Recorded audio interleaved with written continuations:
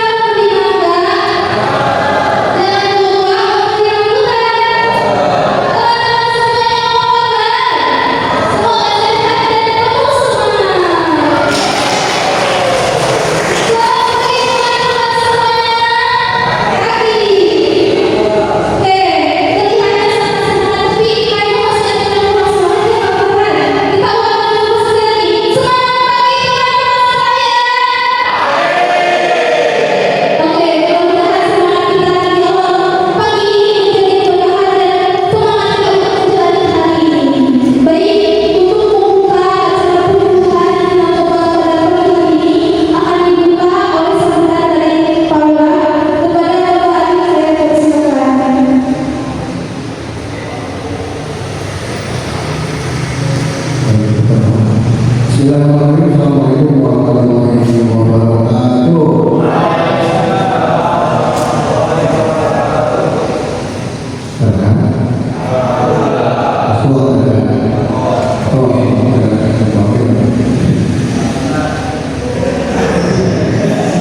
Dan saya hormati Bapak Mas, rekan saya yang selalu mendampingi di sila kegiatan. Dan saya hormati orang-orang yang bekerja dan terhormat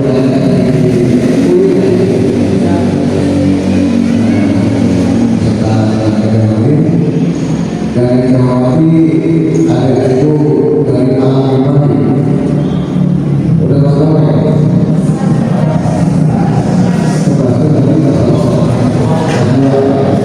Dan saya tahu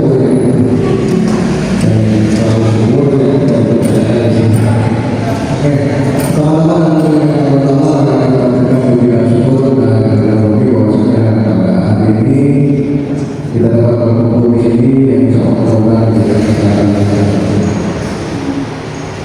dan kita juga berdoa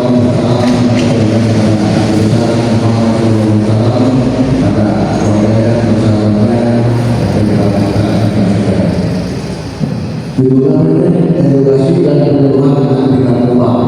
Jadi silakan adik-adik sekalian disimak saja, didengarkan, nanti dipraktekkan saja ketika memang ada ilmu yang tidak dapat. Karena zaman sekarang ini sudah zamannya luar biasa. Narkoba ini sudah berkembang kemana-mana. Tidak hanya kalangan kami, tapi menengah bawah pun sudah merasakan apa yang narkoba.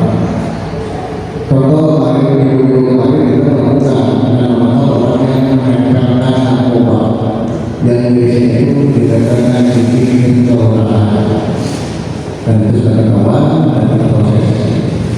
Jadi saya mohon adik-adik itu yang sekolah betul-betul jauhi narkoba karena tidak ada hukumnya. Untuk generasi penerus bangsa harus betul-betul kita terbebas dari narkoba.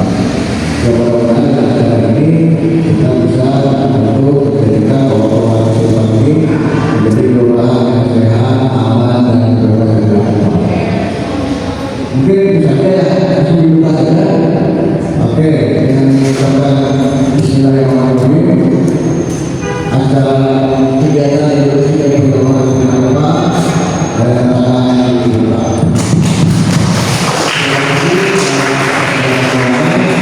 Assalamualaikum warahmatullahi wabarakatuh.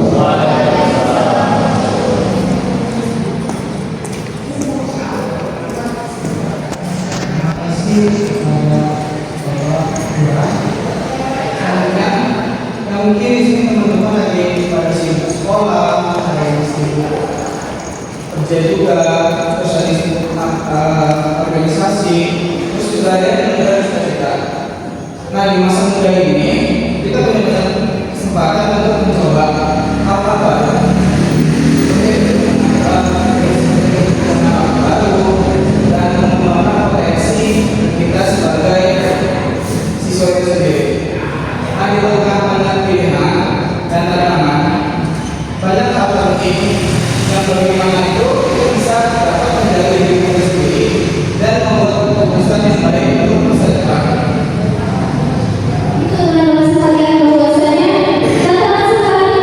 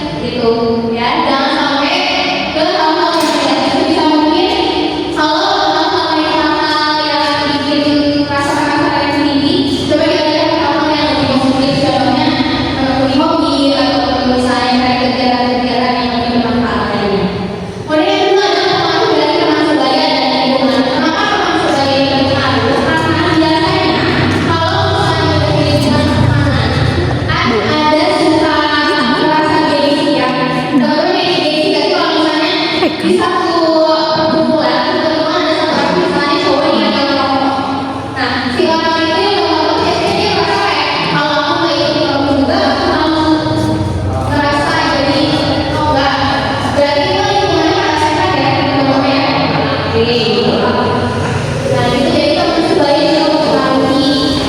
Terus yang kedua adalah masalah pribadi atau psikologis. Biasanya orang-orang yang menggunakan narkoba itu disebabkan oleh salah satunya masalah yang biasanya pada lain itu rasa aku tuh harus jadi pelarian, dan mereka pelarian salah hal yang negatif, jadi malah lari ke narkoba. Gitu.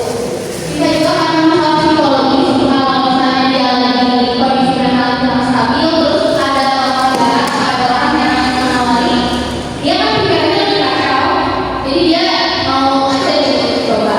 Nah, selanjutnya ada kurangnya edukasi dan pengawasan. Jadi pengawasan dari orang tua juga sangat penting ya, karena kalau misalnya kurang pengawasan dan kalau misalnya teman-teman kurang tahu ilmunya dari bahaya itu apa, dampaknya apa, itu bisa jadi teman-teman malah salah jalan. Jadi kalau misalnya diajar juga kayak yaudah aku mau coba aja, jangan sampai kayak gitu. Kemudian yang ketiga itu faktor keluarga. Kayak tadi disebutkan, faktor keluarga itu bisa dari permasalahan internal ataupun permasalahan di dalam keluarganya itu sendiri yang menyebabkan dia tuh merasa kayak aku harus cari hal yang bisa mengalihkan pikirannya. Mungkin segitu lah untuk materi dari aku. Nanti nextnya bakal dilanjutkan lagi. Saya akan kembali ke moderator. Oke, terima kasih atas materinya dari Kak Mel. Itu sangat bermanfaat sekali. Narkoba itu dapat menyebabkan seseorang menjadi kecanduan. Nah, itu sangat berbahaya sekali kalau kita dikasih mas, di mana itu adalah calon putra putri bangsa Indonesia itu sendiri. Nah, materi selanjutnya akan dibawakan oleh Tabib Rozan dengan judul bisnis narkoba yang perlu kita hindari. Padanya disilakan.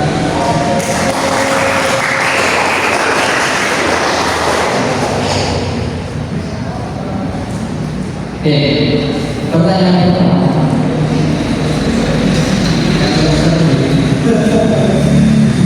Pertanyaan pertama untuk kawan-kawan.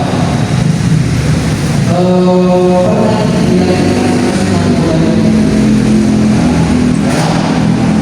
di itu ada di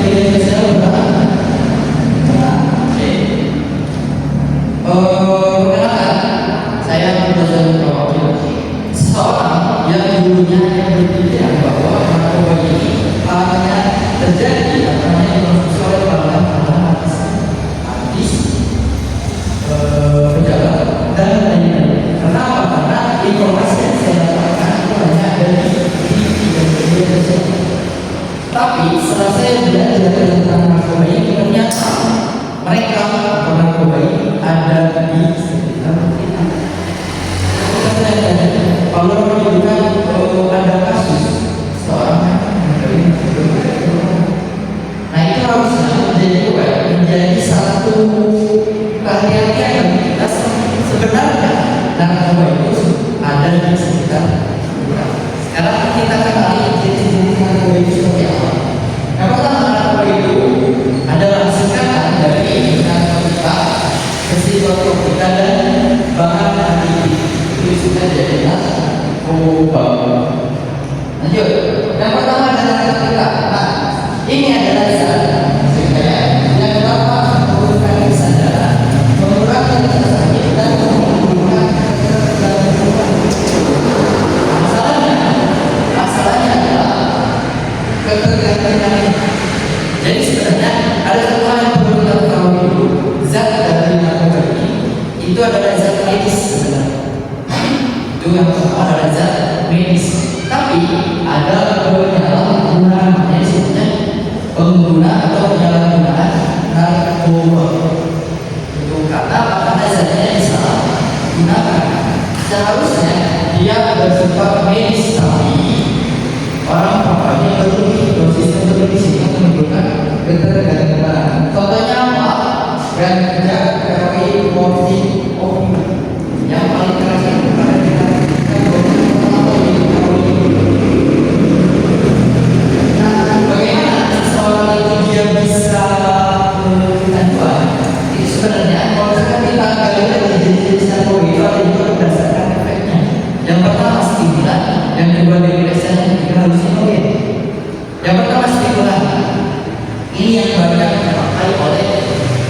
seseorang yang aktivitasnya itu tinggi, misalkan seperti kalian lihat pada kasus yang tinggi itu biasanya seperti stimulan.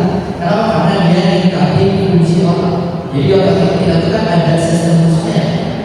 Ketika si obat ini dipakai, dia kayak dapat energi tambahan. Nah, si memakai stimulan ini karena dia capek, terus dia banyak aktivitas, tubuhnya capek, tubuhnya nggak kuat, tubuhnya jadi stimulan. Buat apa? Buat menangani kebaliknya dari tubuh. Jadi seorang ini pada sebenarnya tubuh ini sudah benar-benar capek, tapi seorang itu pakai benar. Yang kedua ada depresan itu yang tinggi. Jadi dia terlalu tinggi, akhirnya pakai depresan itu menuruni. Dan terakhir ada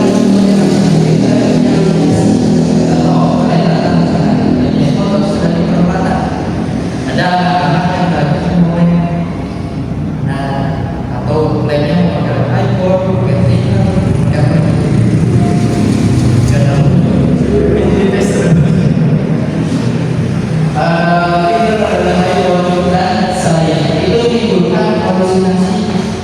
jadi untuk merupakan masyarakat sengaja merupakan dia punya hutang yang biasanya orang lain mungkin karena dia merupakan kesadaran dia sebentar.